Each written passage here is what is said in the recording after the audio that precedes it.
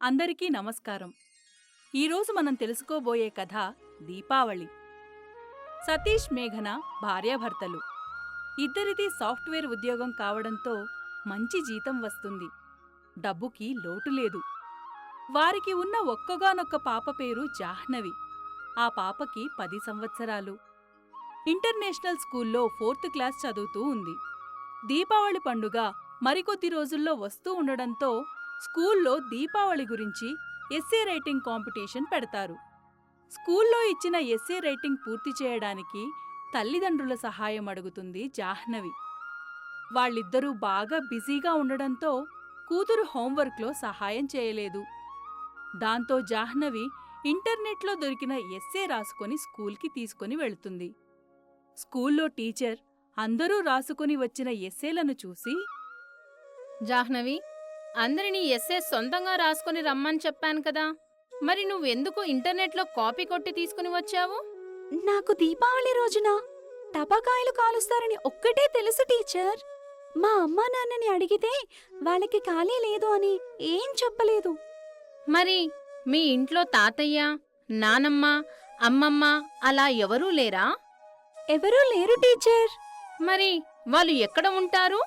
ఏమో టీచర్, నాకు తెలియదు. సరే జాహ్నవి, ఈసారి నుండి వేరే ఏదైనా వర్క్ చెప్తే కాపీ కొట్టకుండా సొంతంగా రాసి తీసుకురావాలి, సరేనా? సరే టీచర్ అని అంటుంది జాహ్నవి. కాని ఆ రోజంతా జాహ్నవి చాలా డల్గా గడిపి సాయంత్రానికి ఇంటికి వెళ్తుంది. తను ఇంటికి వెళ్లిన చాలాసేపటికి తల్లిదండ్రులు వస్తారు. మేఘన మాత్రం కూతుర్ని ఏమీ పట్టించుకోకుండా వంట చేసుకుంటూ ఉంటుంది. సతీష్ ల్యాప్టాప్లో ఏదో పని చేసుకుంటూ ఉంటాడు. జాహ్నవి టీవీలో కార్టూన్స్ చూడడం మొదలు పెడుతుంది.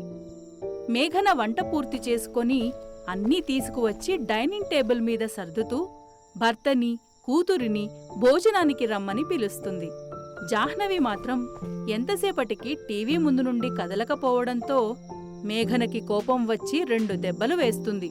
సాధారణంగా దెబ్బ పడితే జాహ్నవి కంట్లో నుండి నీళ్లు ఆగేవి కాదు. కాని ఇవాళ కొట్టినా కూడా జాహ్నవి తల తిప్పలేదు సరికదా, కార్టూన్ చూడడం లేదు. ఏదో బలంగా ఆలోచిస్తున్నది అని అర్థమవుతుంది మేఘనకి. జాహ్నవి, ఏం ఆలోచిస్తున్నావు? భోజనానికి రమ్మని ఎన్నిసార్లు పిలవాలి? అమ్మా, నాన్నమ్మ తాతయ్య కాని అమ్మమ్మ తాతయ్య కాని ఉన్నారా నాకు? వాళ్ళు ఎక్కడ ఉంటారు? ఎందుకు నేను ఒక్కసారి కూడా చూడలేదు వాళ్ళని? జాహ్నవి అడిగిన ప్రశ్నలతో మేఘనా, సతీష్ ఇద్దరూ నిర్ఘాంతపోతారు. జాహ్నవికి ఏం సమాధానం చెప్పాలో తెలియక ఒకరి ముఖాలు ఒకరు చూసుకుంటూ ఉంటారు. జాహ్నవి పుట్టకముందే వాళ్ల కుటుంబాల్లో వచ్చిన మనస్పర్ధల కారణంగా మేఘన కాని సతీష్ కాని వారి వారి అత్తామామలతో మాట్లాడేవారు కాదు. జాహ్నవి పుట్టకముందే సతీష్ తల్లిదండ్రులు చనిపోయారు. అప్పటినుండి సతీష్, మేఘన కలిసి హైదరాబాదులో ఉండేవారు. కొన్నాళ్లకు మేఘనకి ప్రెగ్నెన్సీ వచ్చినప్పుడు మేఘన పుట్టింటికి వెళ్తాను అంటే సతీష్ ససేమిరా అనడంతో మేఘన తల్లిదండ్రులు అప్పటినుండి సతీష్తో మాట్లాడడం మానేశారు. చినికి చినికి గాలివానగా మారినట్టు ఆ తర్వాత వాళ్లు కూతురితో కూడా మాట్లాడడం మానేశారు. ఇన్నాళ్లకు జాహ్నవి అమ్మమ్మ, తాతయ్య గురించి అడగడంతో తల్లిదండ్రులు గుర్తుకు వస్తారు మేఘనకు. ఏంటమ్మా, ఏమీ మాట్లాడవు? స్కూల్లో మా ఫ్రెండ్స్ అందరికీ వాళ్ళ అమ్మమ్మ, తాతయ్య వాళ్ళు తెలుసంట, కానీ నాకు తెలియదు. ఒకసారి నన్ను వాళ్ళ దగ్గరికి తీసుకుని వెళ్తావా? కూతురు అడుగుతున్న ప్రశ్నలకి మౌనం తప్ప మేఘన దగ్గర సమాధానం ఏమీ లేదు. మేఘన పరిస్థితి సతీష్కి అర్థమవుతూ ఉంది. ఎలాగూ దీపావళి పండుగొస్తుంది కదా మేఘన, పాపని మీ అమ్మ వాళ్ళింటికి తీసుకొని వెళ్ళు. జరిగిందేదో జరిగింది, ఎలాగో దాన్ని మనం మార్చలేం. మన వల్ల పిల్లలు కూడా బాధపడటం ఎందుకు అని సతీష్ అనగానే మేఘన ఆశ్చర్యపోయింది. సతీష్ దగ్గర నుండి అలాంటి మాటలు వస్తాయి అనుకోలేదు మేఘన. ఆలోచించే చెప్తున్నావా ఈ మాటలు? హా, ఆలోచించే చెప్తున్నాను మేఘన. సతీష్ మాటలకు మేఘన సంతోషిస్తుంది. చాలా కాలం తర్వాత పుట్టింటికి వెళ్తున్నానన్న సంతోషం ఆమె ముఖంలో కనిపిస్తుంది. మనసులోనే జాహ్నవి ఈ ప్రశ్న ముందే అడిగితే ఎంత బావుండేది అని అనుకుంటుంది. బుజ్జీ, ఈసారి దీపావళికి నిన్ను అమ్మమ్మ వాళ్ళ ఇంటికి తీసుకుని వెళ్తారా? హ్యాపీయా నువ్వు? సరే అమ్మా. చాలా సంవత్సరాల తర్వాత పుట్టింటికి వెళుతూ ఉండడంతో మేఘన మనసులో చాలా ప్రశ్నలు మొదలవుతాయి. అమ్మా నాన్న అసలు తనని లోపలికి రానిస్తారా? ఇన్నాళ్ళు కనీసం ఫోన్ కూడా చేయకుండా ఇప్పుడు ఇంటికి వెళ్తే కోపం తగ్గుతుందా అని ఏవేవో ఆలోచిస్తూ ఉంటుంది. భోజనాలు పూర్తయ్యాక పాపను తీసుకువెళ్లి నిద్రపుచ్చుతుంది. ఆ తర్వాత సతీష్ తన వర్క్ కోసం ల్యాప్టాప్ తీస్తుంటే సతీష్, నీతో కొంచెం మాట్లాడాలి అని అంటుంది మేఘన. సతీష్, పుట్టింటికి వెళ్ళాలంటే అందరూ సంతోషంగా ఉంటారు. కానీ నాకెందుకో భయంగా ఉంది. మీ అమ్మా నాన్నల కోపం నా మీద, నీ మీద కాదు. ఏం కాదు, సంతోషంగా వెళ్ళిరా. అసలు వెళ్ళనని అనుకుంటున్నప్పుడు మనసుకు ఏమీ అనిపించలేదు. కానీ వెళ్దామని అనుకున్న క్షణం నుండి మనసు ఆగడం లేదు. ఇప్పుడే వెళ్ళాలి అనిపిస్తుంది. ఒక 4 రోజులు సెలవు తీసుకుని అక్కడే ఉండి వస్తాను. సరే మేఘనా, ఈ ఆఫీస్ వర్క్, పాపకి స్కూల్ ఎప్పుడు ఉండేవే కదా. వారం సెలవు తీసుకుంటే ఏం కాదు. సతీష్ కూడా సరే అనడంతో మేఘన వెంటనే తన మేనేజర్కి ఫోన్ చేసి సెలవు తీసుకుంటున్నట్టు చెప్పేస్తుంది. తర్వాత రోజు ఉదయానికి ట్రైన్ టికెట్లు కూడా వెంటనే బుక్ చేసుకుంటుంది. లగేజ్ కూడా ప్యాక్ చేసుకుంటుంది. ఇంకా ఆ రాత్రి అసలు మేఘనకి నిద్రపట్టదు. ఎప్పుడెప్పుడు తెల్లవారుతుందా అని ఎదురుచూస్తూ ఉంటుంది. ఉదయాన్నే భార్యను కూతురుని తీసుకువెళ్లి రైలెక్కించి వస్తాడు సతీష్. సాయంత్రానికి రైలు దిగి అక్కడి నుండి ఆటోలో ఇంటికి వెళ్తుంది మేఘన. ఇంటి ముందు ఆగిన ఆటోను చూసి బయటకు వస్తుంది మేఘన తల్లి స్వరూప. మేఘన భయం భయంగా ఆటో దిగుతూ జాహ్నవికి అమ్మమ్మ అన్నట్టు సైగ చేస్తుంది. జాహ్నవి వెంటనే పరిగెత్తుకుంటూ వెళ్లి స్వరూపని హత్తుకొని అమ్మమ్మ అని పిలుస్తుంది. కూతురిని మనవరాలిని చూసి స్వరూప కళ్లల్లో నీళ్లు తిరుగుతాయి. ఇద్దరినీ లోపలికి రమ్మని వాళ్లని లోపలికి తీసుకుని వెళుతుంది. లోపల మేఘన తండ్రి సూర్యనారాయణ కుర్చీలో కూర్చొని పేపర్ చదువుతూ ఉంటాడు. జాహ్నవి వెళ్లి ఆయన కాళ్లకి నమస్కారం చేస్తుంది. ఆయన తల తిప్పి చూడగానే కూతురు మేఘన కనిపిస్తుంది. ఎలా ఉన్నారు నాన్నా? దీపావళి మీతో జరుపుకోవాలని మీ మనవరాలిని తీసుకుని వచ్చాను.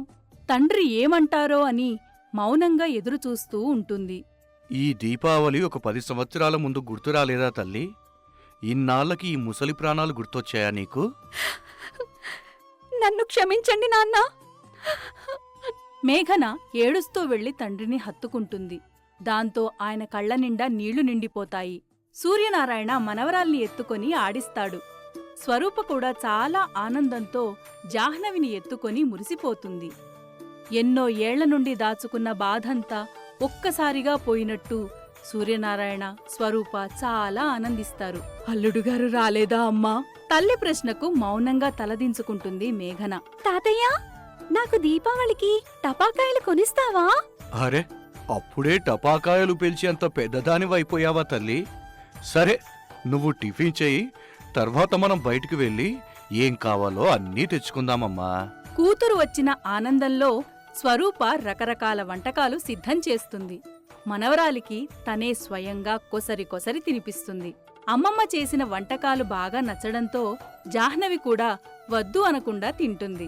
అమ్మమ్మా, నాకు దీపావళి గురించి కథలు చెప్తావా? అలాగే బుజ్జితల్లి, నువ్వు తాతయ్య వెళ్ళి టపాకాయలు తీసుకుని రండి.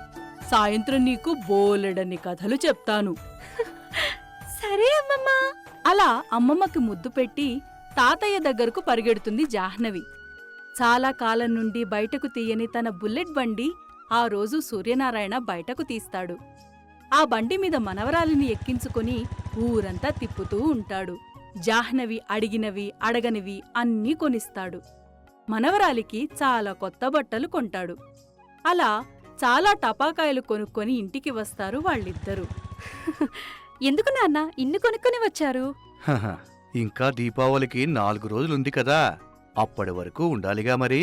మీ నాన్న గురించి తెలిసిందే కదే, కోపం వచ్చినా ప్రేమ వచ్చినా పట్టలేరు. అవునమ్మా. స్వరూప మనవరాలిని తనతో పాటు పెరట్లోకి తీసుకుని వెళుతుంది.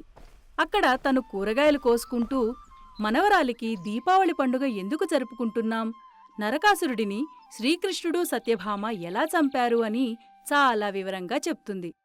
నరకాసురుడి వల్ల బాధపడిన ప్రజలందరూ ఆ రాక్షసుడు చనిపోగానే దీపాలు వెలిగించి అమావాస్య చీకట్లను వెలుగుతో నింపారని, అప్పటినుండి దీపావళి చేసుకోవడం ప్రారంభమయ్యింది అని చెప్తుంది. ఒకసారి దీపావళికి ఏం జరిగిందో తెలుసా? మీ తాతయ్య ఏదో పని ఉంది అని ఊరు వెళ్లాల్సి వచ్చింది. మీ అమ్మ మాత్రం టపాకాయలు కావాలి అని ఒకటే గొడవ. నేను కొనిస్తాను అన్నా వినలేదు. మీ తాతయ్య మాత్రమే కొనివ్వాలంట. వెంటనే మీ తాతయ్యకు ఫోన్ చేస్తే పనులన్నీ వదిలేసి వచ్చి మీ అమ్మను తీసుకువెళ్ళి కావలసినవన్నీ కొనిచ్చారు. అమ్మమ్మా, మా అమ్మ అంటే నీకు తాతయ్యకి చాలా ఇష్టం కదా? అవును బుజ్జి తల్లి. మరి ఎందుకు ఎప్పుడూ చూడడానికి మా ఇంటికి రాలేదు? ఈసారి వస్తాం బుజ్జి తల్లి. నువ్వెన్ని రోజులుండమంటే అన్ని రోజులు ఉంటాం. సరే, నాతో కలిసి ఒక పని చేద్దాం, వస్తావా? అలాగే అమ్మమ్మా. స్వరూప కొన్ని స్వీట్ బాక్సులను తీసుకొని వాటిని బంధువులకు ఇవ్వడానికి వెళుతుంది. మనవరాలిని కూడా తనతో తీసుకుని వెళుతుంది. వాళ్లందరికీ జాహ్నవిని చూపిస్తూ మా మనవరాలు అని గొప్పగా చెప్పుకుంటుంది. ఆ తర్వాత ఇంటికి వచ్చి మనవరాలికి దిష్టి తీస్తుంది. సాయంత్రం కూడా మనవరాలిని తన దగ్గరే కూర్చోపెట్టుకుని రామాయణం కథలు, మహాభారతం కథలు అన్నీ చెప్తూ ఉంటుంది. జాహ్నవి కూడా వాటిని చాలా శ్రద్ధగా వింటుంది. మేఘన ఇంటి బయట దీపాలు పెడుతూ ఉండగా ఆమె తండ్రి అక్కడికి వస్తాడు. అలా జాహ్నవి అమ్మమ్మ తాతయ్యల దగ్గర చాలా ఆనందంగా ఉంటుంది. సిటీలో ఉన్నప్పటికంటే ఇక్కడ చాలా చురుకుగా, చలాకీగా ఉంటుంది. దీపావళి రోజు ఉదయాన్నే లేచి అమ్మమ్మతో కలిసి పూజ చేస్తుంది. అదే సమయానికి సతీష్ కూడా అక్కడికి వస్తాడు. సతీష్ని చూసిన మేఘన చాలా ఆనందపడుతుంది.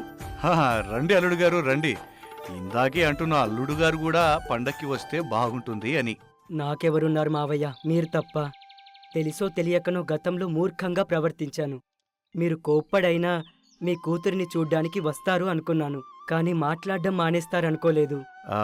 లేదు అల్లుడు గారు, మీరైతే తప్పు కాదు. అందులో మాది కూడా చాలా తప్పే ఉంది. అల్లుడుగారు, జరిగిందేదో జరిగింది. ఇంకా తప్పొప్పులు ఏమీ కాదు. మీరు మా ఇంటికి వచ్చారు, అదే చాలు అంటూ సతీష్ని లోపలికి తీసుకుని వెళ్తారు స్వరూప, సూర్యనారాయణ. మేఘన ఆనందానికి హద్దులు ఉండవు. సంవత్సరంలో జరిగే ప్రతి పండుగ ఆ రోజే వచ్చినంత గొప్పగా వాళ్ళిల్లు ఆనందంతో నిండిపోతుంది. ఆ రోజు సాయంత్రం అందరూ కలిసి ఇల్లంతా దీపాలు వెలిగిస్తారు. అమ్మమ్మ తాతయ్యతో కలిసి జాహ్నవి చిచ్చుబుడ్లు, భూచక్రాలు కాలుస్తూ ఉంటుంది.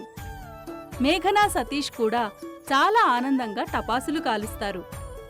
వారిద్దరూ కూడా ఆ రోజు చాలా ఆనందంగా ఉంటారు.